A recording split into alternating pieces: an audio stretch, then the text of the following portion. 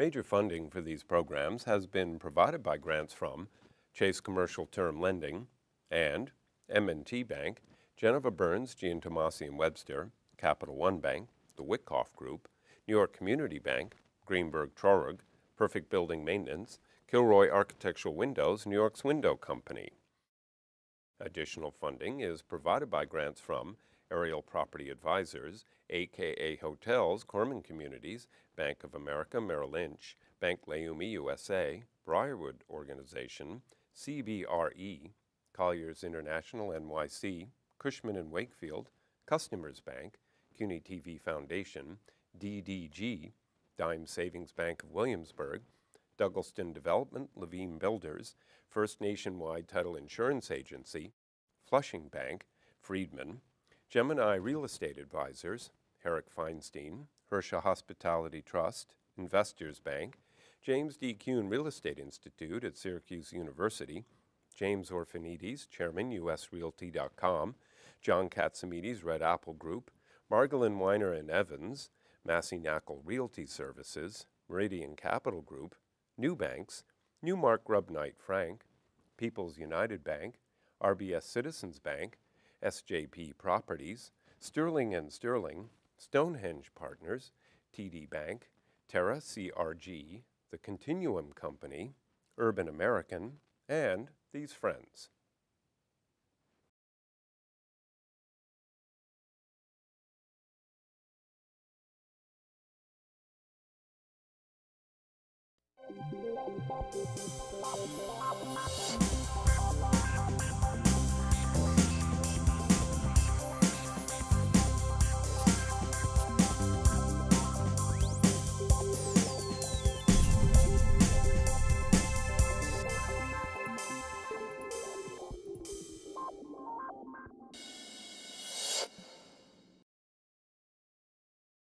So you walk around New York City, all you see are cranes, more cranes, cranes here, cranes there. Everywhere there's cranes. And it's not only in Manhattan, it's in Brooklyn, it's in Queens, it's in Staten Island, even in the Bronx. So what's happening in construction today, in residential development? I've assembled this group of distinguished leaders to provide their insight on what's happening in the residential market today in New York City. My guests today include Miki Naftali, who's the chairman and the CEO of the Naftali Group. David von Spreckelsen, who is the president of Toll Brothers City Living New York City. Mick Walsdorf, who's the managing partner and co-founder of Flank. And last but not least, you can't build without having some money. So the man with the money, Mark Melchione, the administrative vice president, group manager of commercial real estate of M&T Bank. So, you've been through up cycles, down cycles, even though, it's misleading of how old you are, but we're going to make you feel bad. How do you see this period? Well, I think in some ways it does feel like 2007. Certainly the development is all over New York City. With regard to that, and maybe Mickey, who was very active developer during those periods, do you believe we have more inventory coming online today? Relative to before the crash? Yeah. Not in the condo space. I wouldn't think that the inventory, in fact, there's probably more of a shortage of condos in New York City than there was before the crash, for sure. But how do you look at the market? I mean, we're selling units today at some of the highest prices, right? Correct. But the reality is that we don't have the inventory. It will take a few years to get to a point, definitely to the point of 2007. What I think is very interesting in the market is that I see two changes from 2007. The first is the demand is actually for bigger units, which is quite interesting. And when we say big, it's up to, obviously, to the upper scale of is up to 10,000 square feet, but 4,000 square feet units today are so-called no one is. So what happened to the 500 square foot small studio? What happened to the livable place, when David was building first the property in Williamsburg? I mean, you were building studios, 1 bedroom, 2 bedrooms. The world has changed that much? That was the market then, but like Mickey's saying, there's a lot less supply now In 2007, we were taking on that project 450 units, 450 units for sale. You know, now it would take us 5 or 6, 7 buildings in different locations to get that many units. So people, I think, are being more prudent, at least right now. But I can't really explain the interest in bigger units. Other than that, the city continues to be a great place to live, to work, to play, and people are staying with families, and they're coming in a big way. And we don't have a lot of buyers who are foreigners, pied-à-terre buyers. We have people who are families who want to live in the neighborhoods where we build. And we've been really concentrating in the last couple of years on supply-constrained neighborhoods in Manhattan and Brooklyn that are traditional residential neighborhoods. And I think you're always going to have buyers for those units. And now we're finding they want bigger and bigger square footages. Nick, what are you seeing? I would agree with what's been said. The challenge is getting to be, though, that the sites available in those neighborhoods are, the number of sites has shrunk for obvious reason, and the pricing is Don't off the build more charts. land. I mean, we have a limitation on land. I mean, David at one time had the site in the Gowanus, okay, which was, you know, a variety of things, but the world changed over there. Do you see other areas? I mean, look, you've done in the West Village, okay? You've gone, right now you're working on a project in Mulberry Street. There are different neighborhoods. You know, if there was more land in the Upper West Side, you'd be buying all of it, or you could be competing with so Gary, because the Upper West Side, there's such a lack of There's condominiums. absolutely no inventory in the Upper West Side. We just finished. We sold our 82nd Street project in 14 weeks, and we raised the price 5-6 times. We are building on 77th Street, an 18-story building. We are going to be with only 25 units. Those are very big units, but we are going to be the only building to deliver in 2015. There is no inventory. There are some neighborhoods with absolutely no inventory. The question is, you know, people can buy something up to a point. True, there's a number of wealthy New Yorkers, and is what David was saying, and this has come out quite a bit. Most of these units aren't being bought. People believe, you know, that the Chinese investors and everyone else, but the units that are being sold in your buildings, they're all domestic investors. They're domestic people who are living there. There may be people who have upsized, you know, changed they wanted to leave the house in the suburbs or something like that, you know, or they want, you know, they're looking for different things. But so how hard is it to develop today? Well, again, I think the opportunity, the land is really the issue, and sourcing of sites, anything that's going to market right now is a nightmare. Anything that, a troubled site or something with a complicated twist to it, something that can be done off market because a seller really has to focus on a party and get them through the hoops, that's probably your best opportunity. I agree with you. I don't think that the kind of mythic Chinese or other money is driving the downtown market. There are foreign buyers, but they're not. You couldn't categorize them. They're people from all over the place, and they will live there at least part of the year. And then, you know, below a certain price point, I mean, below kind of a very high price point, you're absolutely right. It's almost all New Yorkers who will live in the building. So here's a question for the banker. In the days of 2006, 2007, people, when New York Times had ads in the New York Times, but people don't even look at the newspapers anymore for a condominium. The big question was, you know, people would say 421A tax abatement. You know, everybody said, oh, I'm not paying any taxes. I'll worry about 10 years from now, and so on. And that's how you would underwrite a loan, because there was a tax abatement which would help the buyer to reduce their combination taxes and their maintenance. Right. How does the fact that there aren't tax abatements look at this as a banker? Well, I think, you know, that game has changed, right? So I think the answer to most questions in this market is leverage. And so if you're going to underwrite a for-sale product in New York, you're going to start with the right sponsor, someone who's well capitalized, and you're going to make sure that... Isn't it interesting that I have all your clients here and he doesn't need any money because he's built for cash? company, right? Makes me cry. So, yeah. So I think that's, one of the disciplines that, fortunately for the lending community that hasn't changed since 2008 is we're not really going up that leverage scale. And it's not one reason. It's 421A is probably one, but there are many reasons. Well, certain members of your community are. You're not. We're You not. are, but we're not. There are certain people in the community, and there are certain new players who believe that the streets of New York City are paved with gold, Yeah. like Fifth and Third Bank. Well, the finance companies are back too. I mean, that's the other Right. high so, leverage. So there are people, I loans mean, are there's back. Starwood, there are other people, mortgage REITs who are there. But you were saying something that you're going to be doing on one of your projects, which I think is very interesting and very valuable to explain to my viewers about the affordable condominiums. Right. We bought a number of properties, and obviously 421A rules have changed, and we were looking at the sensitivity that people might have to taxes in certain locations, certain buildings.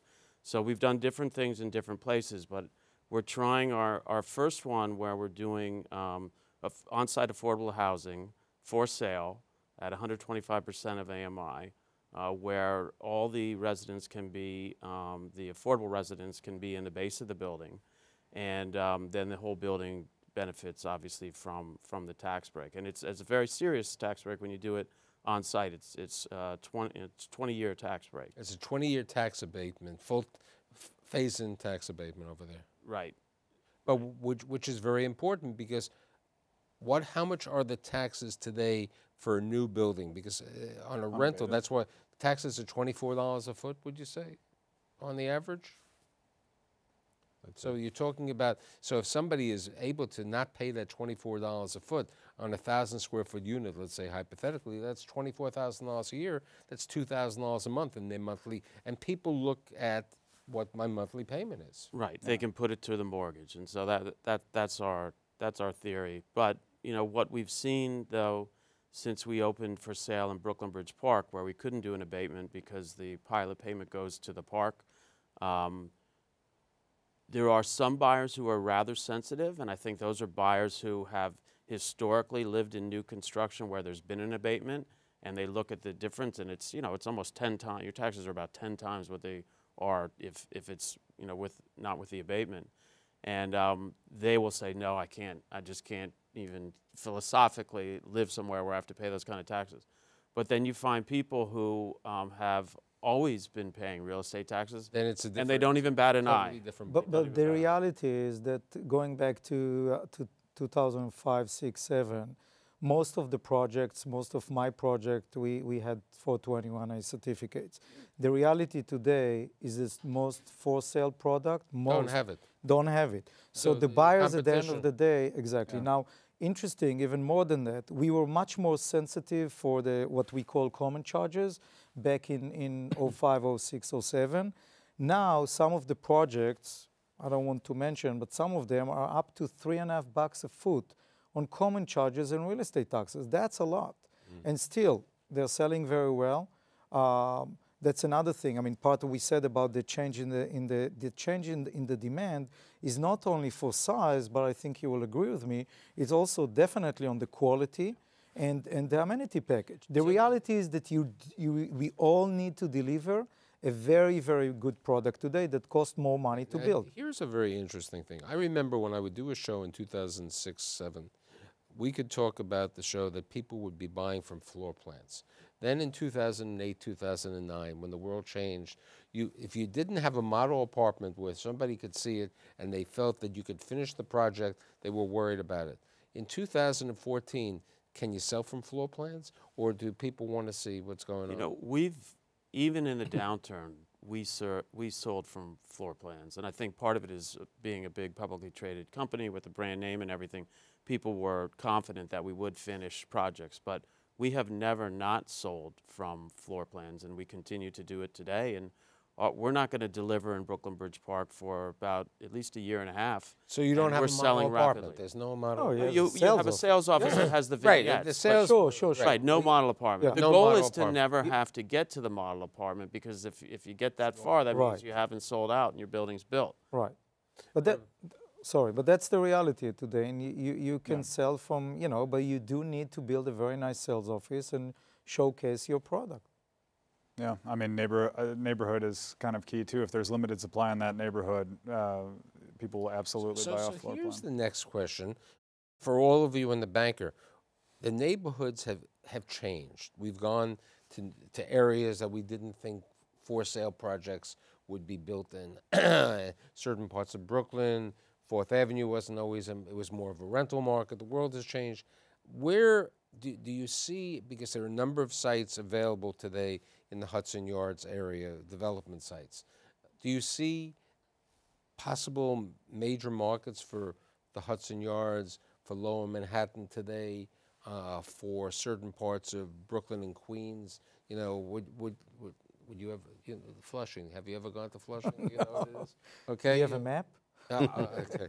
You know, with Ophir Yardeni, I have to carry him over there. But so you originally started in Manhattan. Now you're in Brooklyn.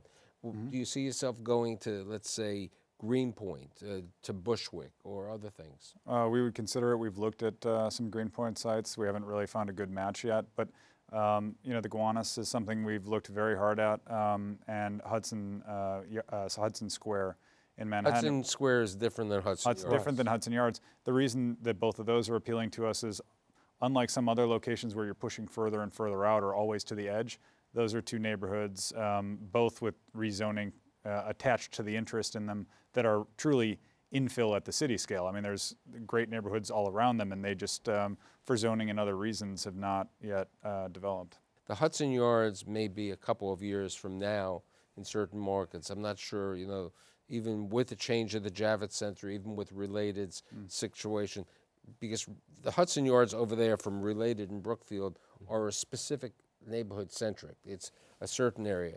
When people talk Hudson Yards, they then say, oh, 39th Street Right. and 11th Avenue. 39th Street and 11th Avenue, to me, is still not a neighborhood. Right. Well, if you're talking about for sale product and not rental, because obviously a lot of rentals getting built. I'm talking Right. about for sale. For sale, you know, down the line, I think probably, but we tend to try to avoid areas where there's the potential for a lot to get built at once. And we learned that from Williamsburg when Jeff Levine right next to us built 575 units at one time, and we had a lot of price competition. So we've avoided Hudson Yards, avoided Lower Manhattan, where there's some sites where you could do some really super big buildings. And we wouldn't at this point go out to Bushwick. We've looked at Greenpoint, but again, there's the potential for thousands of exactly. units. You Yeah. know, That's Right. that's As the a biggest banker, concern, right? Exactly. You cannot control how much inventory will Right. come to market. As a banker, I think that's an important point. Well, how do you? It is very important. Actually, I think that we tend to follow the smart developers who sort of echo some of the comments you've made about Hudson Yard, places in Brooklyn other than downtown Brooklyn. So here's another market which has enormous amount of. It was only originally rental, with the exception of you did one for sale. Long Island City. It was a total rental market. Right. You know, this wasn't a market that people would think of development. You did one. There were a couple. Today, sites in Long Island City are being sold at prices which we have never seen. Correct. Okay, and Long Island City still lacks certain amenities within the neighborhood. I mean, the best part of Long Island City is the train. Yeah, sure. But you know, there's no supermarkets, there's no other amenities. What Rock Rose and TF Cornerstone did on their sites is they basically made self-contained retail to provide something, and schools and Basics. you know, over there.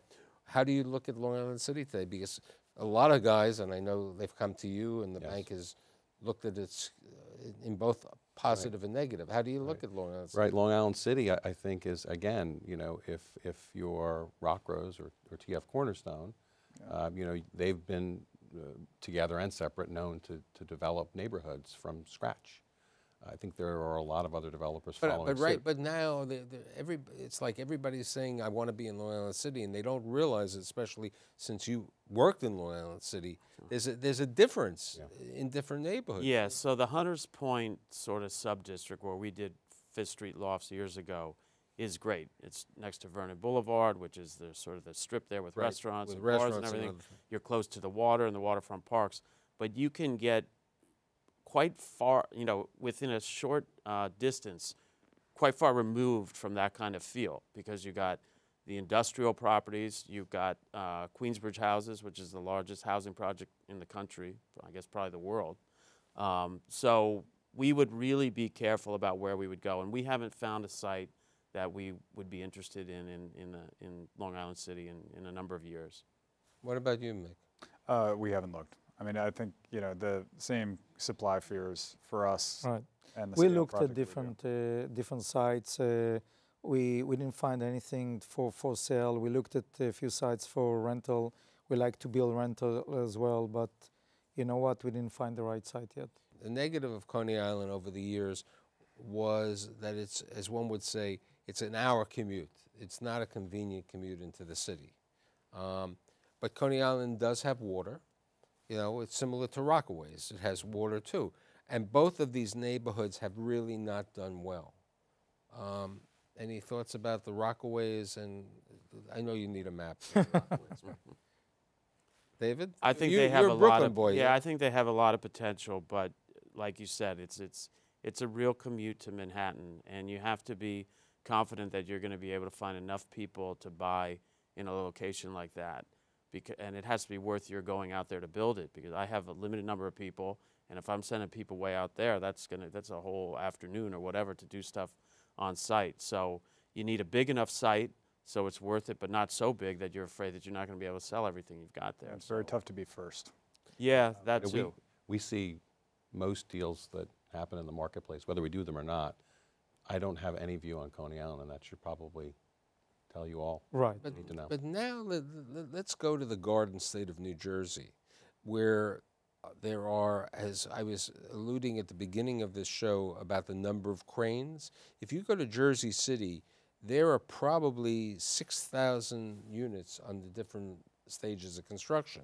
I know your company has developments in Jersey, more in the Hoboken. A big rental in Jersey City we're doing. Right, you're working on one. Have you looked at the Jersey market? And you live in Jersey, right? So you know. That's about all I have to say about it. Mick? Oh, we haven't. I think, you know, we try to stay in the neighborhoods that we know and know well, and we just don't know the neighborhoods well. So for us to jump out of it, as you said, we have a limited amount of people and resources, attention span, and to spread out too far is too scary. I heard Mark's feelings. Mickey? We actually looked at a few sites for rental development in Jersey City. We are a little bit concerned about the supply. We think there's a lot coming to market. Having said that, with the Hudson Yard development, we do believe that it's a very easy commute, at least for mid-level type of administrative and so on and so forth. Rents are at the low 40s, which you can't find in almost anywhere in Brooklyn today in a decent building. So there is a good story over there, but we're a little bit concerned about the supply. There's a lot of developments, you know, or planned developments in lower Manhattan, not Hudson Square. We're talking, you know, Woodcoff is doing 101 Murray, Right. and they're selling the Fame site. There are a couple of other sites over there. There are a couple ideas in the Seaport, which has, because of the type of architecture that you like something, you know, you like taking some old properties. Have you looked at lower Manhattan today, both over there and as a banker and so on? Well, we have a development in 33 Beekman, which is, we are building a 34-story tower, but we found actually a very good user. So right, but that's a different case. Correct, but you know what? That's student housing. You're absolutely right, but at the same time, I would build the rental over there, and you know, our basis in the land would allow us to build rental. But when you bought it, but not correct. Today. The basis of the land has gone up substantially. Absolutely. Yeah. So it changes. What's your thought as a banker? So historically, you know, M&T hasn't really invested in downtown. That's changed though, and I think that's because downtown has changed, right? Since 9/11, museums opening. Have you looked at? Yeah, we do look, and we've sniffed around a couple sites. The issue for us has been on those. Not that they weren't good sites, but they're not rental basis anymore. So Right. You don't have that to fall back on. And our feeling is, and the reason we passed was the elasticity just seemed, it didn't seem like it was there. It seemed like you could do a nice project, but if you really did a great project, you may not get rewarded the way that you could in other neighborhoods. And so, you know, we haven't. David? Yeah, I couldn't name one successful condo project in Lower Manhattan, so that scared us off for a while. And now it's just, there is the potential for there to be a lot of development in a short period of time there. And so, again, it's an area that we avoid. So now let's go to a little different section. You know, there was, and there haven't been really successful condo developments up in Harlem. You know, the Fifth on the Park was a failure, partially because of the developer and everything. Harlem, and there's been talk about Inwood. There are a couple of developments. Any thoughts about those markets? Or are you not allowed to pass nights? I prefer to stay in Upper West Side, Chelsea, Tribeca, the West Village, Upper East Side. You know, it's going back to demand and inventory. So, But I mean, you know, you have certain the trains, the subways to Harlem are excellent. You know, to East and West Harlem. You know, you have the Lexington train on East Harlem, and you have the other trains going to West Harlem. And Columbia, the expansion of Columbia University is enormous. And Inwood, you know, when you go to Inwood and Washington Heights, you have the biggest employers being Columbia Presbyterian. So there's employers over there, and there's a need for housing. Yeah, I mean, I think there's definitely potential there, but right now there's no shortage of good sites that are on the market below 96th Street, and we've been focusing on those where The in only the end thing there's is a lot nobody less can afford to buy these sites. I mean, I We remember still when can. sites were selling at prices 200, 300. Now there's an extra digit over there. There's Right, an but do you extra zero do in, you right? go uptown and take a risk that there's a Right. blip in the market and that, you know, the product that's going to sell is in the more traditional residential neighborhoods below, you know, 96th Street. You Well, believe, An elasticity problem Again. potentially again, which is that you could do well. I mean, we've been fascinated since our practice kind of came out of Columbia in a way, and the area trapped by Morningside Park and Central Park, and I mean trapped in a very good way, with the express train coming through and so forth. So basically at the bottom of Morningside Park, that it is nice now and nicer than it used to be, should be and will be at some point fantastic. We've been talking about it for 10 years and never did anything about it because the projects I mean, are too look, small. You know what? In The reality, elasticity isn't there. the two developments that were built close to the initial part of Harlem was the Athena project on the park, which did okay at that time. But the other project, which was built right on the corner, which was the Brickman development, was not good and didn't work out. But you know, to accomplish all this in a half an hour to discussion, there's never enough time. So I promise that before the season is over this year, I hope to have all of you back, and I'd like your views. It's happy that we had a good banker over here. Unfortunately, you don't want to use him because you don't need him. But I'd Maybe like soon. Okay, one day. I'd me like your to card. thank Mickey, David, Mick, and Mark, and I'll see you next week.